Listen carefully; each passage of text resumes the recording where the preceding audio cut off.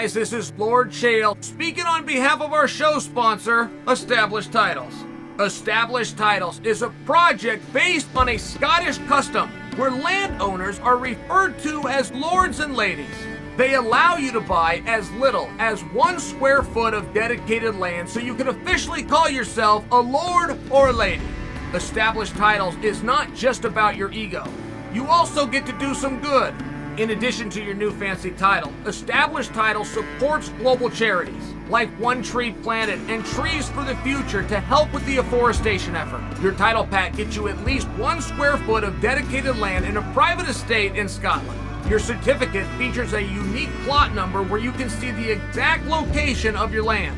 And right now, Established Titles is holding 200 plots of land right next to mine. So come join me in the Bad Guy Inc. Kingdom. Getting this certificate even allows you to officially change your name to Lord or Lady. Put it on your credit card, put it on your plane tickets, or if you're so inclined, put it on your dating profile. Makes for a great last-minute gift, and there's even couples packs that come with adjoining plots of land. Established Titles is having a great limited-time sale. Go to establishedtitles.com/Chael to save 10% off today. Remember to use the promo code Chael, or just click on the link below. Francis Ngannou, 293 pounds. Guys, what do you think of that? Anything? Is there something there? I feel that there is. Something silly happened. I want to say it was like Wei Lee or somebody picked him up and then stated what he weighed, and it was 293, and I read that. That's interesting to me. I take the Wei Lee, I'll take the lift, I'll take the wear, I take everything out of it that I think the story was meant to do. I'm just focused on this 293. Something about that's interesting to me. It always has been. Addy the Batty, I didn't love the marketing angle of what he weighed and what his weight gets up to, but I will admit it was interesting. It was interesting in the wrong way, right? I mean, there's some things that nerdy.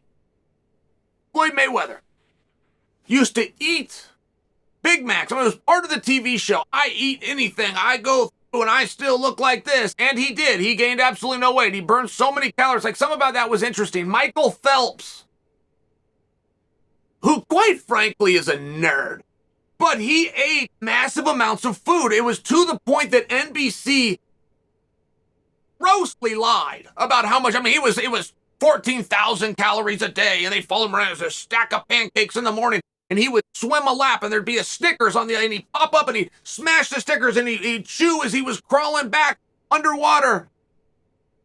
None of this is fiction. This is fiction, but that was interesting to me. Grab the Snickers, chew it under the water. Got to get those calories because you're working so hard. Similar to a marathon that we all see on TV where somebody's running, the guy hands him a banana.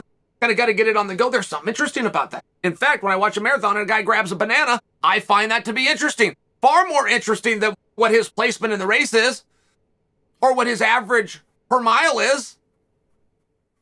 Why is that? I don't know.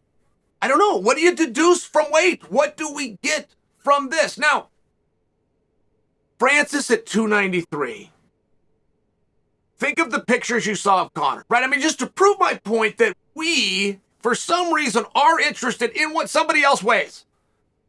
Then we got all sorts of theories on why Conor wins that. Some of them perverse. That he's doing something wrong. But boy, we talked about it, didn't we? There was something interesting that we wouldn't have discussed. We wouldn't have the ability to discuss it or even the interest had we not seen the photographs and known what he weighed. The Jon Jones experiment of leaving 205, getting up to 240, I was very interested in. Even though that's done, he's there, he's made his weight. Even though that's done, I stayed every step of the way. When new pictures would come out on Instagram, not only what he weighed, but how he was getting there, showing some of the exercises with this in mind as a goal, it was interesting to me. For whatever reason. With Francis, we do have a story being told very clearly, which is he's not training. Very, very clearly. And that's relevant, right? When a guy's knee gets better, we may not know. We're not owed that.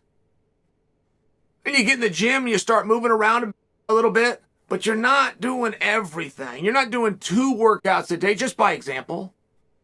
And we're not really going to be brought up to speed on that. Like, an injury report is something you keep a little bit private. And sometimes you got to put it out there But that isn't every single detail. Hey, my bad knee, going in for surgery, out for a while, right? You got to put that out there.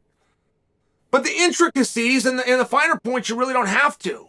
And if Francis's next match is coming up, and now we're told that it's kicked until March, that's a long time gone. Would you want to factor that in? Well, what's the guy been doing since he's been gone? That'd be very relevant. Guy's in the gym every day working out. We know that he is not. Now, how would I know such a thing with 293? Well, I can actually tell you that. I actually have evidence, which is just when Francis has fought many times, he's weighed in at 260 pounds. So we know Francis is a big guy. But we also know being 5 and 6 pounds underweight means that you didn't pull weight, right? If you weighed in at 265, we never know what you really weigh. We know you pulled that, but when you're 5 pounds under, we know that's just what you weigh. You've got your body down, you worked out the way your physiology works. In this particular case, in shape, ready to go. Hit you right around that 260 point, 293, 33 pounds over an ideal and normal competitive weight. We know that you aren't training as much. And I do think I don't think that weighs on Francis. I mean, the poor guy had his leg hurt, right? No judgment here, just sharing a little info that we can get. Possibly one of the reasons we find it interesting when we find out what guys weigh. Possibly because we deduce and we defer certain things from that. Stipe's out for a very meaningful amount of time. We're told that he gained 20 pounds. You were actually told that by me. I'm the one that came out and told you that's interesting. Stipe didn't do anything with it. Stipe did not put that there. He did not do that in front of the world. But I think if we did document that, at least to some degree, I think that you guys would think that that is very compelling. Stipe was the best in the world, which he proved at 231. He puts on 20 pounds. Oh, and by the way, it's the right way. That is an interesting proposition. That would also tell us what he's been doing since he's been out, right? Francis gained weight, so we knew he wasn't training, but Stipe gained weight while still staying under the limit. It tells us a totally different story. And we're going to have to start to guess and deduce these things. Jon Jones has been out for 3 years. Stipe has been out a meaningful amount of time. Francis has been out, by the time this fight kicks off, almost a year himself. It's a long time for anybody. So then we got to start to deduce, well, what were those guys doing while they were out? Being out because of a contract dispute, even being out because of a suspension, would still lead to very different daily activities than being out with an injury. What does a guy weigh? When does he get back? Somebody's out with an injury. What do? They get 10-week training camp. 10-week training camp isn't very long. If you've been sitting out for a year, if you've been out for 4 months, it's very appropriate. And all these things factor in, right? No massive judgment here.